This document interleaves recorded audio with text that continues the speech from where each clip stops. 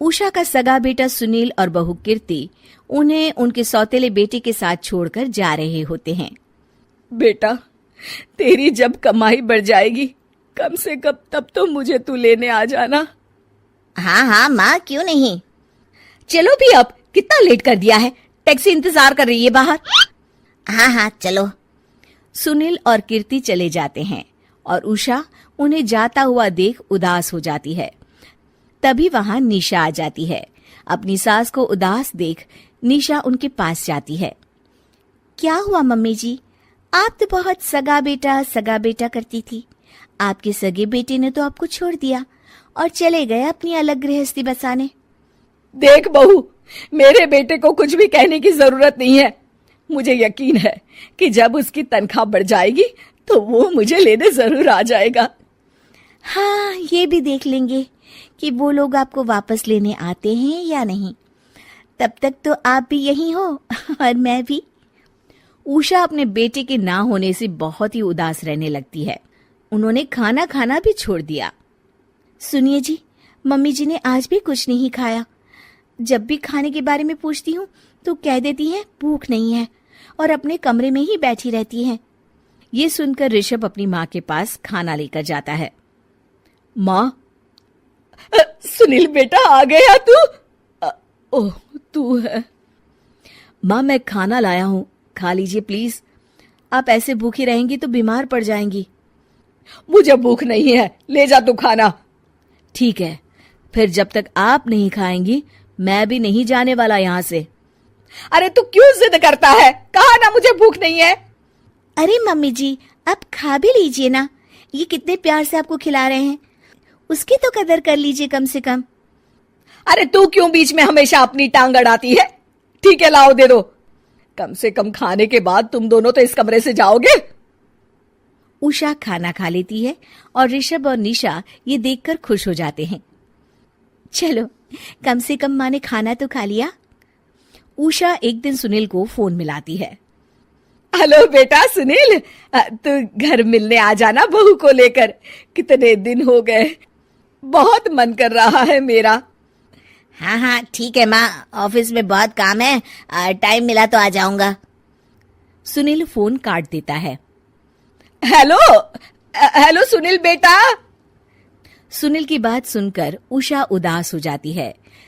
तभी वहां ऋषभ आ जाता है।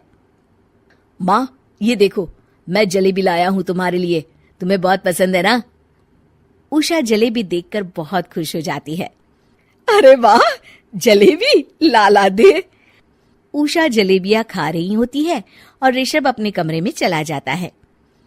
देखा मम्मी जी, आपका ये कितना ख्याल रखते हैं, और प्यार सगे और सौतेले से नहीं आका जा सकता।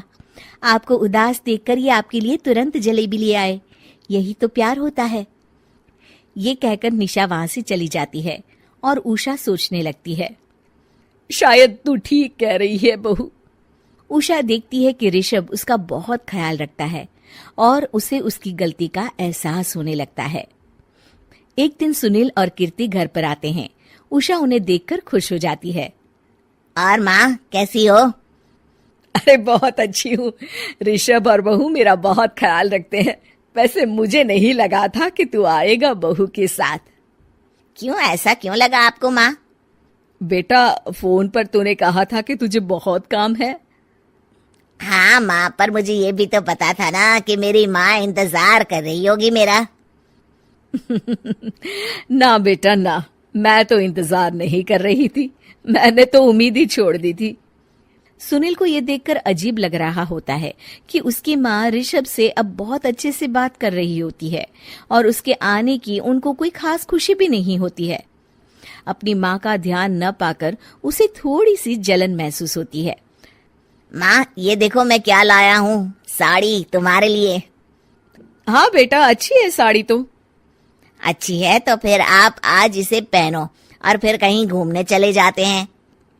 बेटा, ऋषभ ने भी मुझे साड़ी दी थी, आज तो मैं वही पहनूंगी। तेरी दी हुई साड़ी फिर कभी पहन लूंगी। सुनील को अब बहुत ही ज्यादा जलन हो रही होती है। उसे समझ नहीं आता कि अपनी माँ का ध्यान फिर से कैसे वो अपनी तरफ खींचे। रात हो जाती है और उनके जाने का वक्त आ जाता है।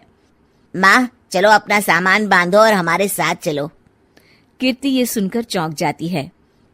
ये क्या कह रहे हैं आप? हम सासू माँ को लेने थोड़ी ना आए थे। अरे तुम चुप हो जाओ। माँ चलो जाओ, अपना सामान बांध लो। आप मेरे साथ आ रही हो, मैंने कह दिया तो कह दिया। अरे पर बेटा, तेरी तो तनख्वाह कम है, मैं तुझ पर बोझ नहीं बनना चाहती। अरे मुझ पर बोझ नहीं हो माँ, बस आप चलो ना, मैं लेकर ही जाऊंगा आपको। नहीं बेटा, अब मैं नहीं आना चाहती। मैं तो अब ऋषभ और बहू के साथ ही रहूंगी। ये सुनकर ऋषभ चौंक जाता है। ये क्या कह रही हो माँ? हाँ बेटा, मैं कहीं नहीं जाने वाली अब। माँ, अब सच में नहीं जा रही? नहीं बेटा, मैं तो तेरे पास ही रहूंगी अब, और जो प्यार मैं तुझे नहीं दे पाई वो सब दूंगी बेटा। ऋषभ और उसकी माँ गले मिलते हैं और निशा खुश हो जाती है।